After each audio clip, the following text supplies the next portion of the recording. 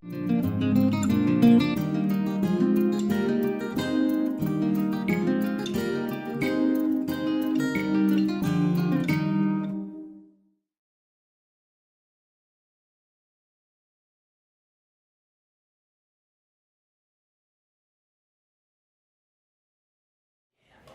and welcome. It's Martin Luther King Day in Simsbury, and we are happy to have you here watching our celebration, our fourth annual MLK in Simsbury celebration, held every year at First Church of Christ.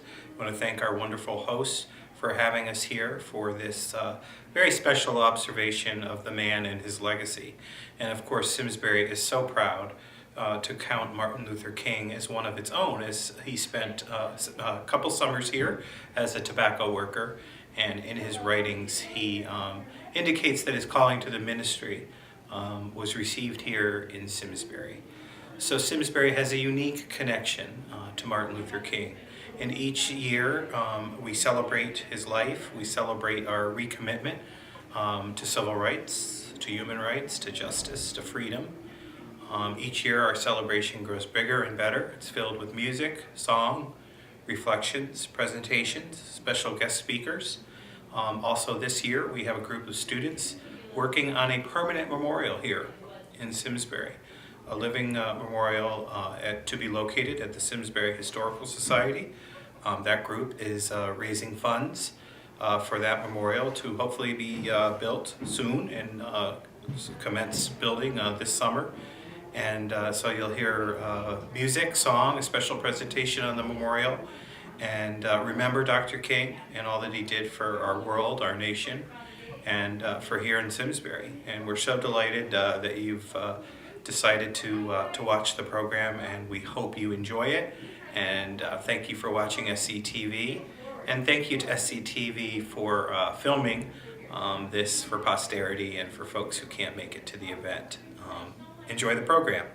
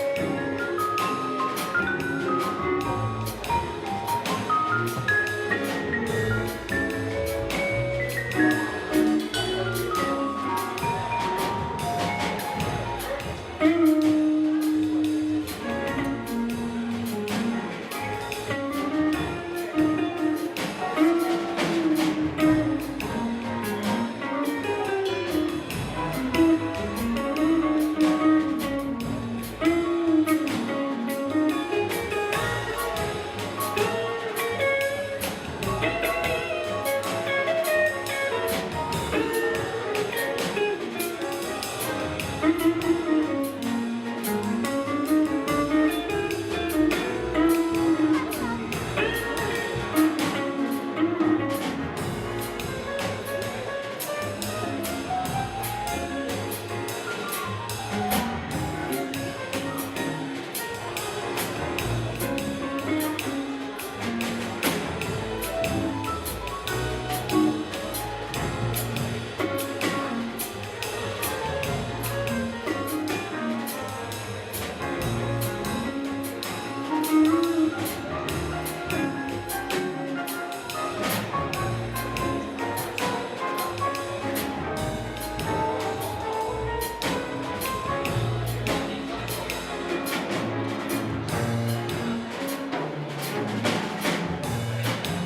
afternoon.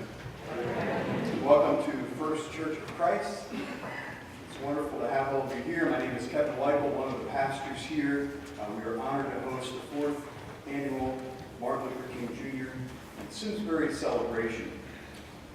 I would like to extend very special welcomes to our keynote speaker, the Reverend Edwin Ayala. He's the Associate Director of the Christian Activities Council. I would also like to extend special welcomes to the Simsbury High School Jazz Band for their wonderful music, and to the Capital Prep Magnet School.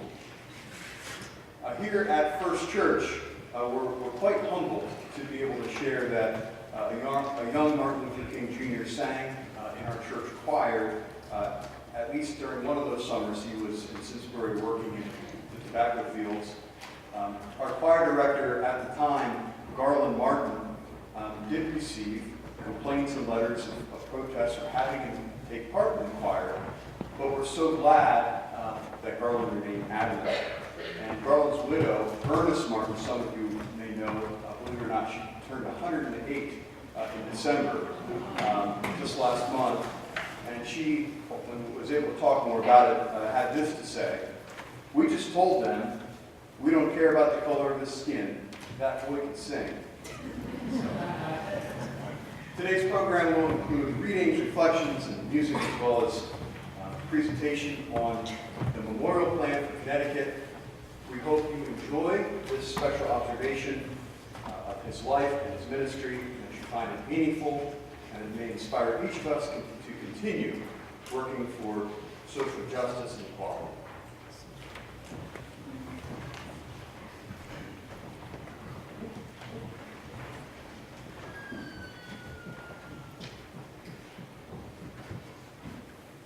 Good afternoon. Thank you, Kevin. That was beautiful. We continue to be delighted to call First Church home, and it is such a special meeting and to all of us. And so thank you for your kind remarks. Welcome to the 4th annual MLK and Simsbury celebration. Thank you for all being here today. Wanted to offer a special welcome. Delighted to be joined by First Selectman Mary Glassman, Selectman Lisa Hebner, Selectman Mike Payne, and Selectman Cheryl Cook. As the world honors him, Simsbury proudly calls him our own and pays tribute in our own unique way. I wanted to thank the members of the MLK and Simsbury Celebration Committee and the MLK and Connecticut Memorial Committee for their incredible efforts. And there's a lot of talent in this room, the readers and the musicians, which you'll hear today. I want to thank all of them for their volunteer efforts in joining us in this celebration. 50 years after his extraordinary I Have a Dream speech, and almost 46 years after his death, we celebrate the man and his legacy, as well as recalling his time spent here in Simsbury.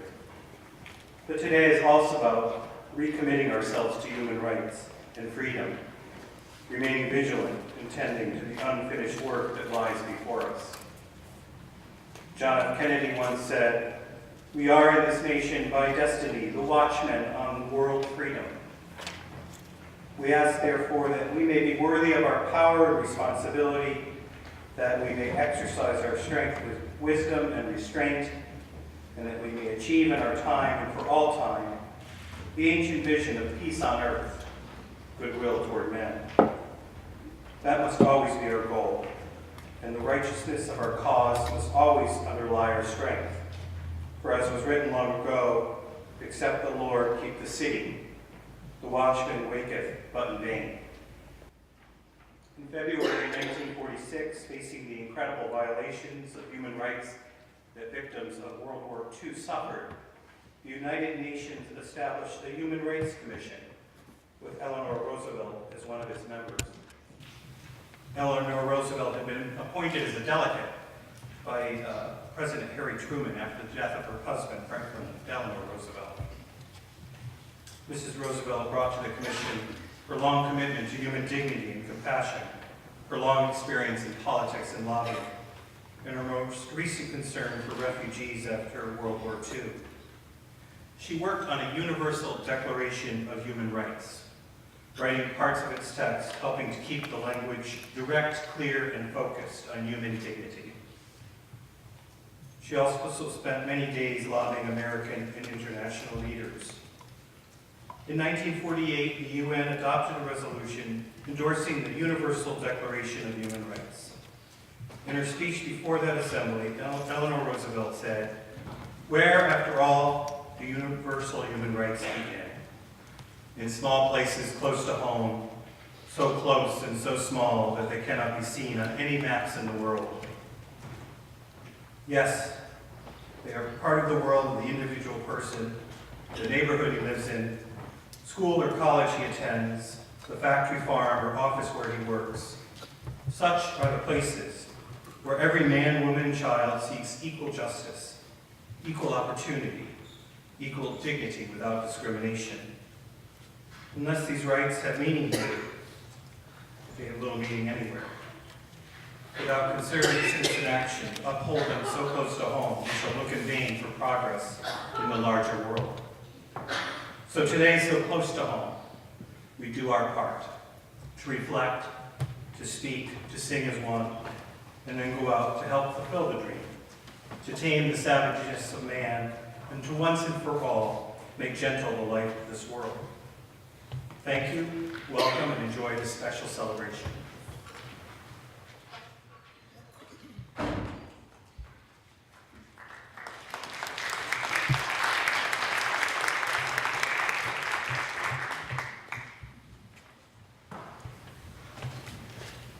Good afternoon. I'm Mary Glassman, First Selectman. It's my honor to welcome you here today on behalf of the people of Simsbury. It's so wonderful to see so many of you who have taken time out of your busy day and busy schedules to be together to celebrate the life of Martin Luther King Jr. I want to first thank First Church for graciously opening up your home to us, the Simsbury Free Library, and the Simsbury Historic Society for collaborating on such a wonderful program. And of course, the Martin Luther King Committee, chaired by John Hampton, and all of the members and all of the students who have brought Martin Luther King to life to us in our own community. I'm so proud that Simsbury has played a role and had an impact on the life of Martin Luther King Jr. Can you imagine what things were like and what Martin Luther King saw when he came to our community? The beauty of our community, the rivers, the mountains, the open space, the farms. And when he prayed, worshiped, and sang right here among us, right in the same building that we come together today, the fact that he could worship regardless of race, the fact that Simsbury was a community that was welcoming to strangers, the fact that Simsbury made him feel at home without judging, but accepting, the ability to work hard outside in the fields and to toil hard and to come together and to be appreciated. Today we're still striving to achieve Martin Luther King's dream, that people can be accepted, that all our children can succeed to their full potential, regardless of race, regardless of where they come from. Let us be reminded as we come here today to continue to be the community that Martin Luther King was so impressed with, to welcome the strangers, to appreciate the beauty of our community, to come together regardless of race or background, and to not accept each other or judge each other, and to open a welcome hand and heart to our neighbors and our friends. Martin Luther King was just barely 39 when his life was cut short. But he of all people have taught us that every individual can make a significant impact on our community. Thank you for being here today.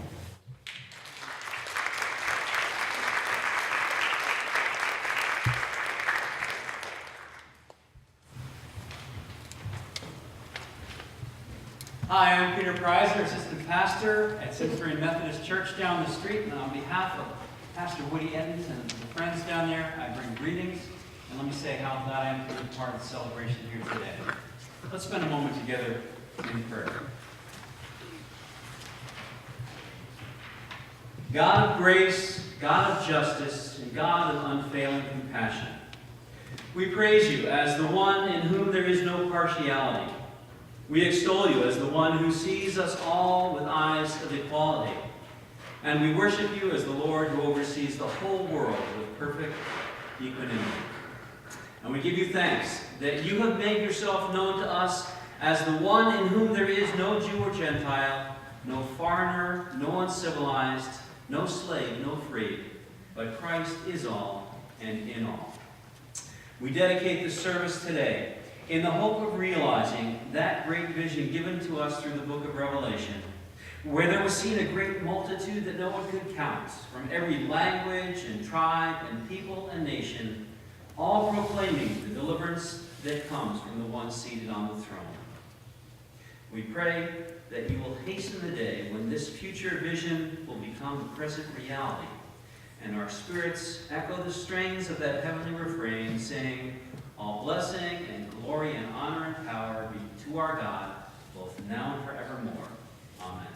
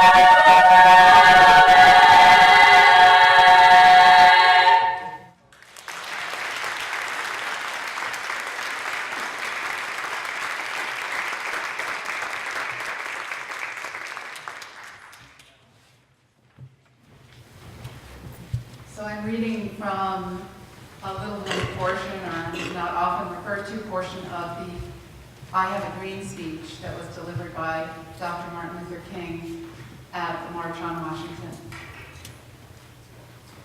We have come to this hallowed spot to remind America of the fierce urgency of now. This is not time to engage in the luxury of cooling off, or to take the tranquilizing drug of gradualism. Now is the time to make real the promises of democracy. Now is the time to rise from the dark and desolate valley of segregation to the sunlit path of racial justice. Now is the time to lift our nation from the quicksands of racial injustice to the solid rock of brotherhood. Now is the time to make justice a reality for all of God's children. It would be fatal for the nation to overlook the urgency of the moment. This sweltering summer of the Negro's legitimate discontent will not pass until there is an invigorating autumn of freedom and equality. 1963 is not an end, but a beginning.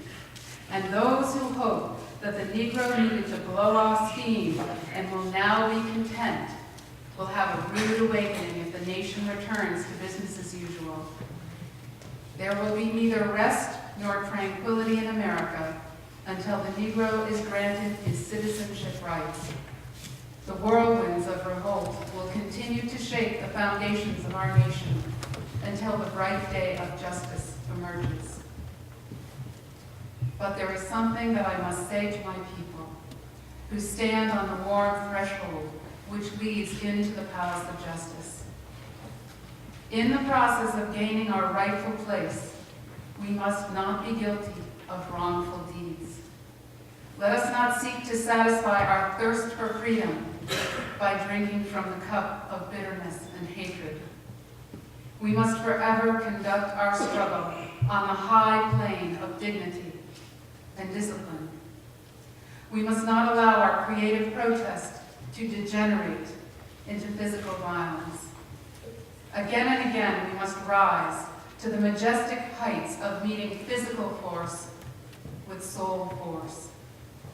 The marvelous new militancy which has engulfed the Negro community must not lead us to a distrust of all white people.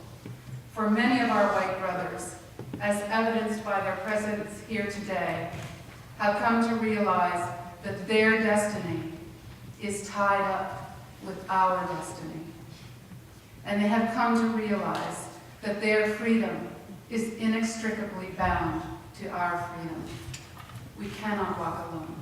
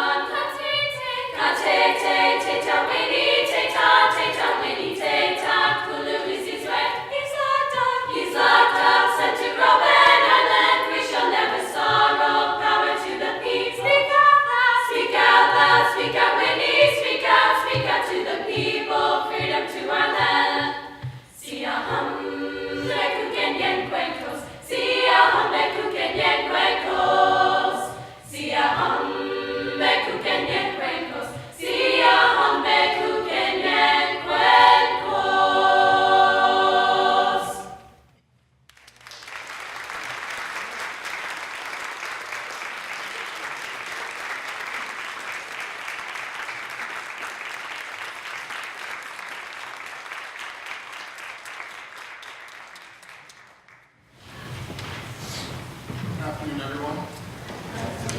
What are you doing one walk from raising the sun?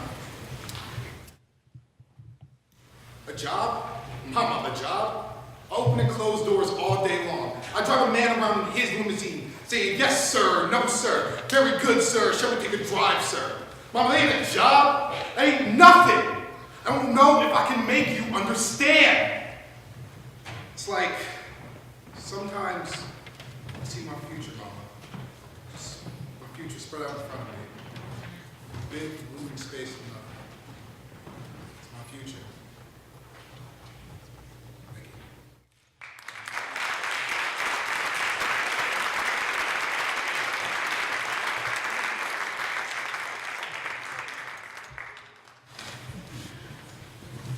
Good afternoon. I'm Sarah Batchelder. It's my privilege to introduce to you Vanessa VR. She is a senior at Capital Prep Magnet School. We had invited another student, but she's unable to be here. So Vanessa's our star. Capital Prep has made a pledge that every graduating senior will be accepted at a four-year college. And Vanessa has actually been accepted at 5 colleges, so she's in the process of discerning where she wants to go. Capital Prep also requires that all seniors have a social justice project. And so today, Vanessa will share with us what she's doing to carry on the Kennedy's legacy of social justice. So, Vanessa.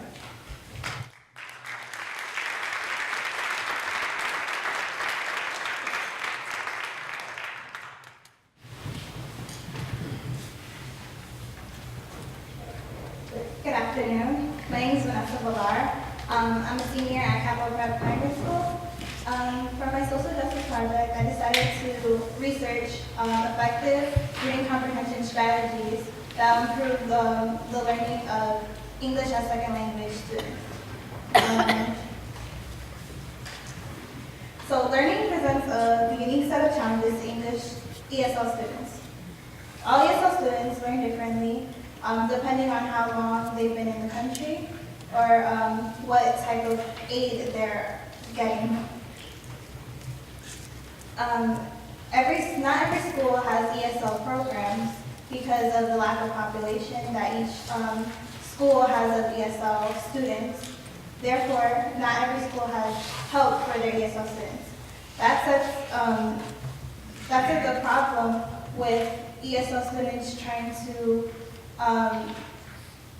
it does a problem with ESL students because not everyone gets the assistance from their teachers or from ESL aides. For my research, I decided to find strategies that teachers can teach to their ESL students and ESL students can apply when learning. What I decided to do was conduct seminars with 7th grade ESL students and 7th grade native English speakers that have low comprehension. I believe that with my effective strategies, I will help them improve their comprehension and also improve students that have low comprehension skills. And with my help, I hope that students at Capital Prep, ESL students at Capital Prep, learn more effective strategies to learn their English. Thank you.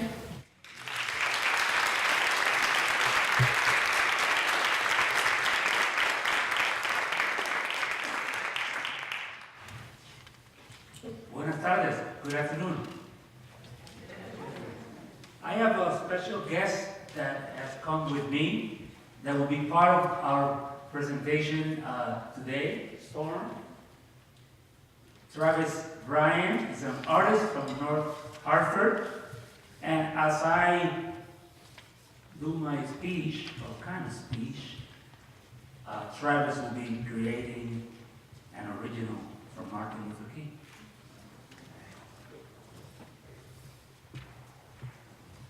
You ready? Yeah, go ahead.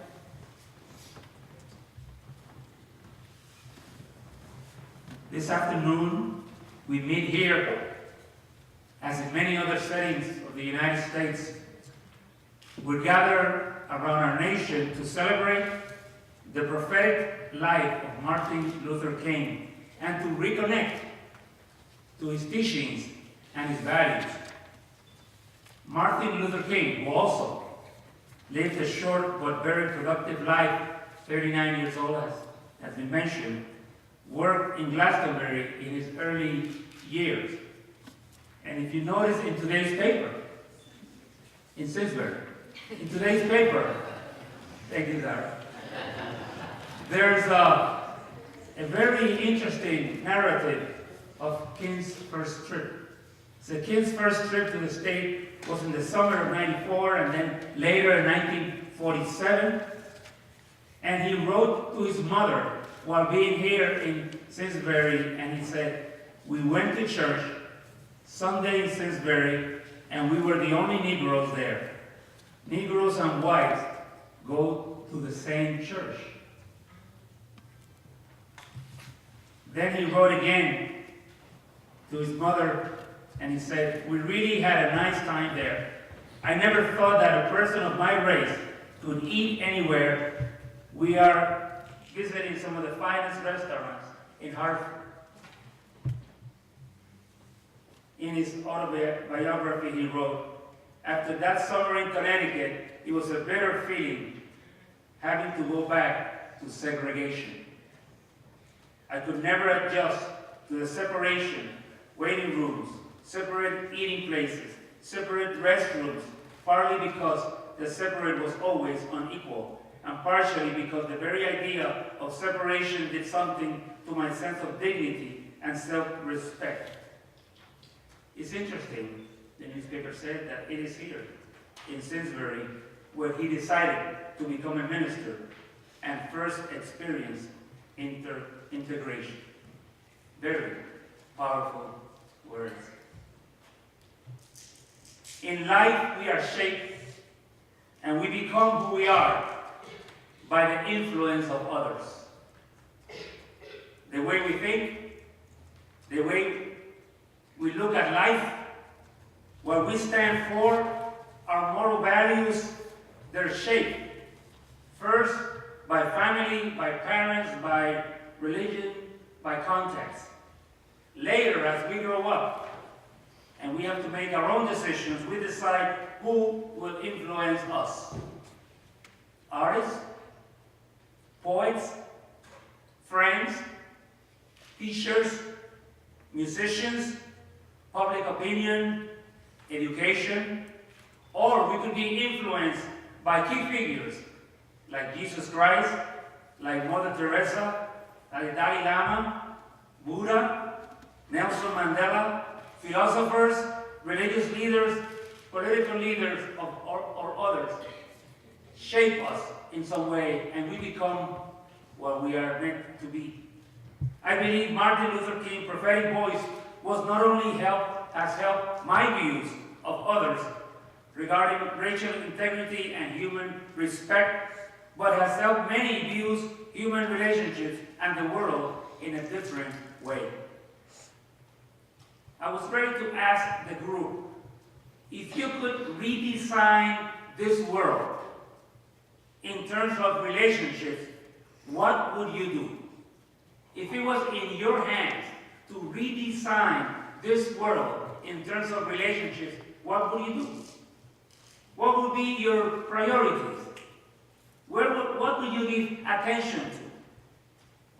Martin Luther King, based on his Christian values and shaped by people like Gandhi and others, envisioned a liberating new world order. A new world order where there was a movement from fear to respect of all humans, of all creation. A liberating new world where the focus was on promoting justice and equality in all relationships. A new world order where hope is strength to move forward. In previous newspaper articles, I read that a mother of a child killed in the Sandy Hook Elementary School has been inspired by Martin Luther King and his message of hope Nelson Mandela, one of his favorite persons, was Martin Luther King. So we are shaped by others, inspired by others, and moved by others to become more than we think we can be. Martin Luther King's vision for a new world order had what I call at least 4 basic pillars. First of all, to promote justice. The promotion of justice was at the heart of who Martin Luther King was. He said in the letter from Birmingham jail in 1963, "Injustice anywhere is a threat to justice everywhere." Injustice anywhere is a threat to justice everywhere. So the promotion of justice was at the heart of Martin Luther King, and it should be at the heart of us as we create a new world order. All these beautiful young people in front of us, you will have an opportunity to promote justice through your music, through the way that you stand for things, for your values. If you believe in Martin Luther King and what he stood for, promotion of justice is at the center of it. But it was more. Martin Luther King also was a man of a vision. He invited people to dream. In his I Have a Dream speech in 1963, he said the following: "I have a dream that one day, on the red hills of Georgia, the sons of former slaves and the sons of former slave owners will be able to sit down together at the table of brotherhood." A man of vision. So we create a new world order. We need to have a vision. Without a vision, the scripture says, we perish. Where are we moving toward? And he had this vision that someday we will be able to sit at the same table as sisters and brothers together, no matter the color of our skin. But a liberating vision for a new world has a third pillar, a character. And he said, "I have a dream, a vision, that my 4 little children will one day live in a nation where they will not be judged by the color of their skin, but by the content of their character." Character. People that knows what they stand for and take the risk, what that implies. And finally, the way I see it, a liberating vision for a new world is where we take a stand for the truth and unconditional love. And he said it this way: "I believe that unarmed truth and unconditional love will have the final word in reality. The truth shall set us free." That was what Martin Luther King strongly believed. My friends, Martin Luther King has given us a vision, a passion, a new way of looking at life, a new world order. You and I can become instruments of good news by promoting the values that Martin Luther King lived for. The question is, how are we going to do it? When are we going to do it? What are we going to support that promotes justice and vision and character and the truth? Remember, for Martin Luther King, silence was not the answer. Action was the answer. You and I can make a difference. I will finish with a quote from Martin Luther King. "When we let freedom ring, when we let it ring from every tenant and every hamlet, from every state and every city, we will be able to speed up that day when all of God's children, black men, white men, Jews and Gentiles, Protestants and Catholics, I would add Buddhists and Muslims, will be able to join hands and sing in the words of the old spiritual, free at last, thank God Almighty, we are free at last." May God use us as instruments of Martin Luther King.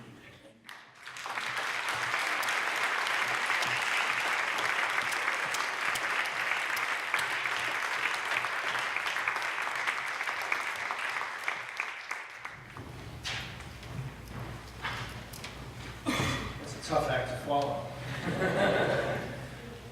This sermon, The Birth of a New Nation, was delivered by Dr. King to his congregation at Dexter Avenue Baptist Church in Montgomery, Alabama, on April 7, 1957, upon his return from witnessing the transition of Britain's colony, the Gold Coast, to an independent nation, Ghana, under the nonviolent leadership of Kwame Nkrumah. There seems to be an internal desire for freedom within the soul of every man, and it's there. It might not break forth in the beginning, but eventually it breaks out.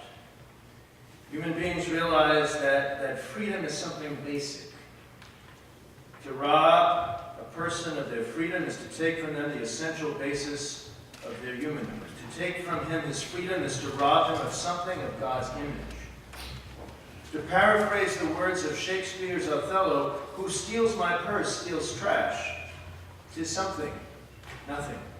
'Twas mine, 'tis his, has been the slave of thousands. But he who filches from me my freedom robs me of that which not enriches him, but makes me poor indeed. The aftermath of nonviolence is the creation of the beloved community.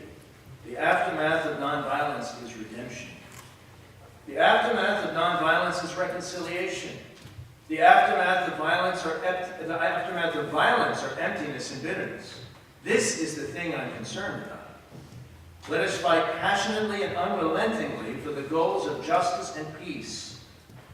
But let's be sure that our hands are clean in this struggle. Let us never fight with falsehood and violence and hate and malice, but always fight with love, so that when the day comes that the walls of segregation have completely crumbled in Montgomery, that we will be able to live with people as their brothers and sisters.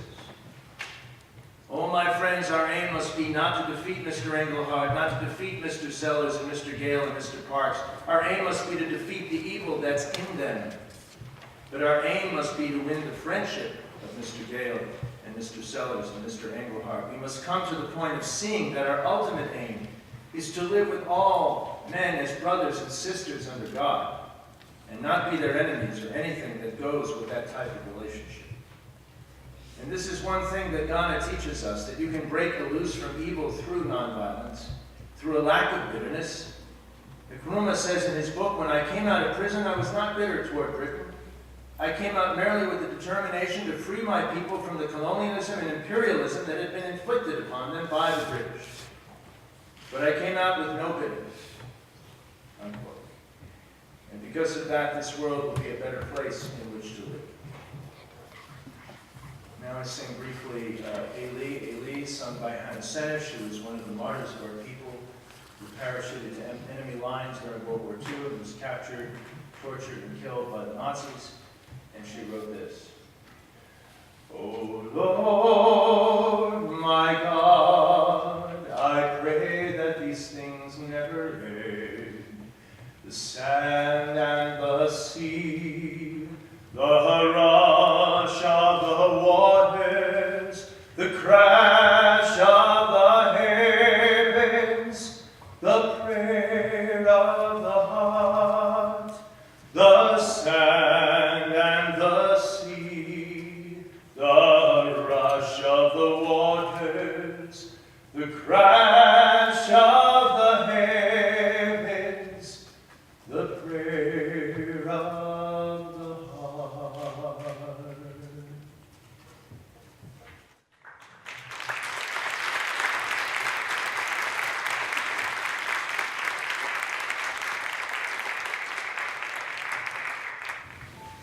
Hi, I'm Terry Van Willerup, and I'm with the Simsbury Free Library, the trustees. And it has been our great privilege to work with Rich Curtis and the Simsbury High School students, beginning in the summer of 2010, to the current phase of students in MLK in Connecticut project.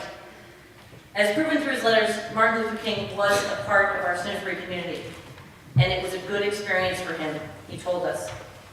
The current students are working hard to finish fundraising and, in coordination with the Simsbury Historical Society, see the memorial be built. What I have seen in these students who have volunteered their time and energies doing something so positive for this community is the lessons Dr. King continues to teach us. Don't stand by. Participate in your community and help it make it a better place. And most importantly, there's hope in our future. So it's my great pleasure to introduce members of the MLK in Connecticut, students Shannon Cirilli and Lisa Heller.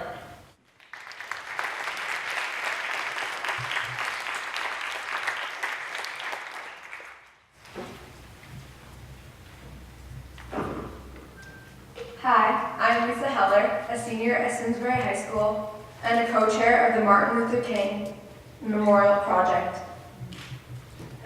This is Shannon Cirilli. She's a junior at Simsbury High School and another member of the Martin Luther King Memorial Project. The other members include co-chair Grace Angus, Kavya, Eric, Zach, and Michael.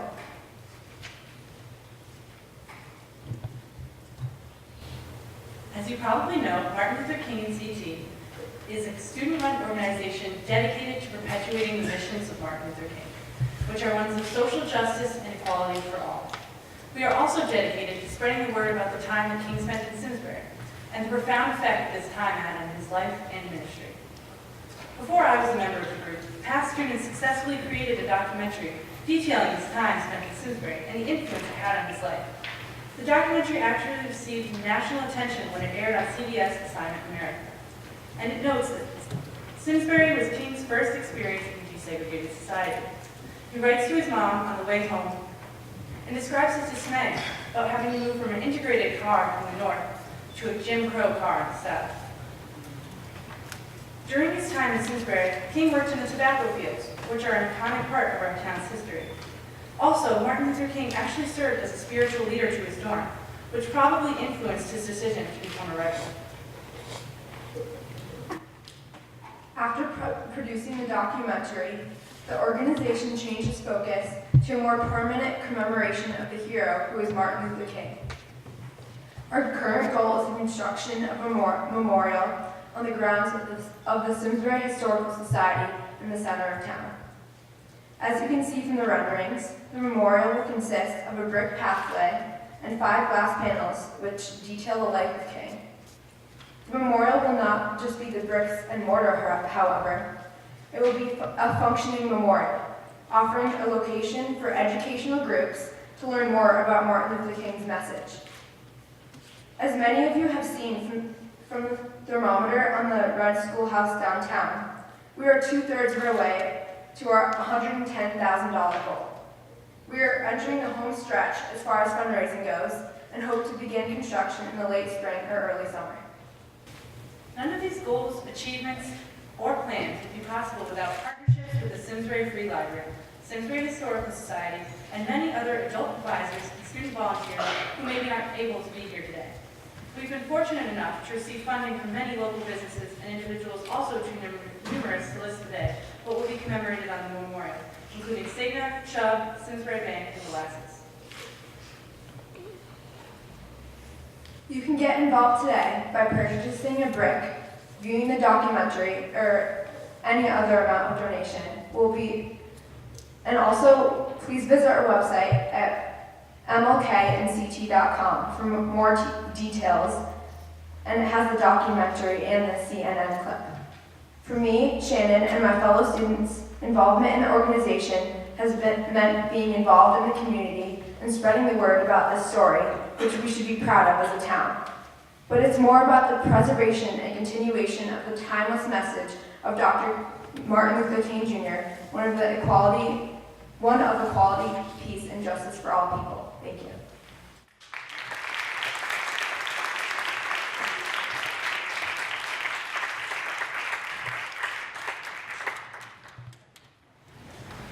Please join us in singing We Shall Overcome, the words are listed in your program.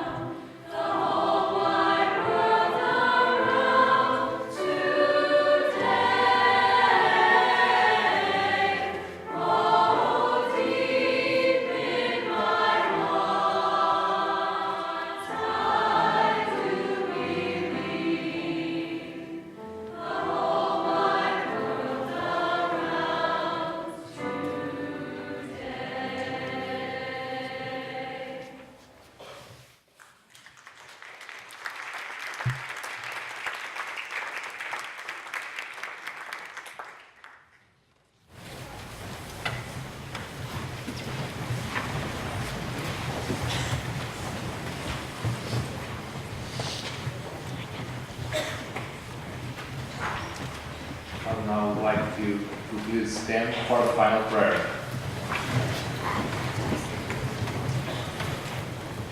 Father in heaven, God of justice, in mercy, and of peace, we give you thanks for the life of your servant, Martin Luther King. The gift of his life has shown us a non-violent way to peace and justice for all. May his witness to non-violence change and transform our lives so that we can live in the justice and peace of your kingdom. Bless us in our country with the strength and the courage to extend your justice, your mercy, and your peace to all. Amen.